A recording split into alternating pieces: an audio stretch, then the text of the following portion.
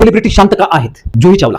अगर अंडरवियर का नाम डॉलर है तो ठीक है, रुपी होता तो बार बार गिरता रहता। जूही चावला आपले अंडरवियर सावरण्यातच गेले असते। मग आज कुठे आहेत अनुपम खेर? ते तुमच्या पत्नी भाजपमध्ये सामील झाल्या होत्या।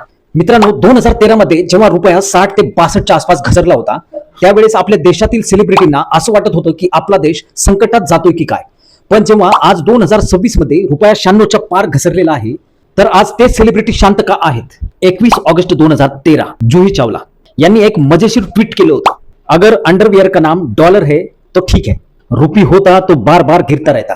त्यावेळी रुपया 58 ते 65च्या आसपास होता, पण आज रुपया 96च्या पार गेलेला आहे। म्हणजे जर खरंच अंडरवियरचं नाव रुपी असतं तर 2013 पासून ती सतत खालीच घसरत असती। म्हणजे पहा ना, 2013 पासून म्हणजे 12-13 वर्ष जूही चावला यांना आपले अंडरवियर सावरण्यातच गेले असते। मॅडम, आता तरी एखादं ट्विट करा की ट्विटचं पासवर्ड महागाईमुळे विसरलात। 28 ऑगस्ट 2023 ला अनुपम खेर सरांनी एक ट्विट केलं, सब कुछ गिर रहा है, रुपये की कीमत और इंसान की कीमत। वाह वाह, काय डायलॉग बाजी होती त्यांची। त्यावेळेस अनुपम खेर यांना देश वाचवण्याची चिंता होती, पण आता भारतीय रुपया आशियातील सर्वात खराब कामगिरी करणारे चलन ठरले आहे। मग आज कुठे आहेत अनुपम खेर? आज ट्विट का नाही?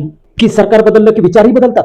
आता तुम्ही का ट्विट कराल? त्यावेळेस 2009 मध्ये तुमच्या पत्नी भाजपमध्ये सामील झाल्या होत्या। आता कसा कराल तुम्ही ट्विट? आता करा ट्विट, सांगा जनतेला रुपया का घसरतोय। तेव्हा अर्थव्यवस्था धोक्यात आणि आता सगळं ठीक।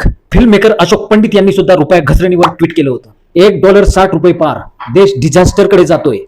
तेव्हा तत्कालीन पंतप्रधान मनमोहन सिंग यांच्यावर टीका केली जात होती। पण आज 96च्या पार रुपया गेल्यावर देश डिझास्टर मध्ये नाही का? की आता अर्थशास्त्र ही पक्षानुसार बदलतं? मित्रांनो, कलाकारांना राजकीय मत असू शकतं, समर्थनही असू शकतं, पण प्रश्न एवढाच आहे, 2013 मध्ये रुपया घसरत होता तेव्हा देश संकटात होता, आणि आज रुपया 96च्या पार गेला तरी सगळे शांत का आहेत? सरकार कोणाचं पण असू द्या, प्रश्न विचारायचं थांबायचं नाही।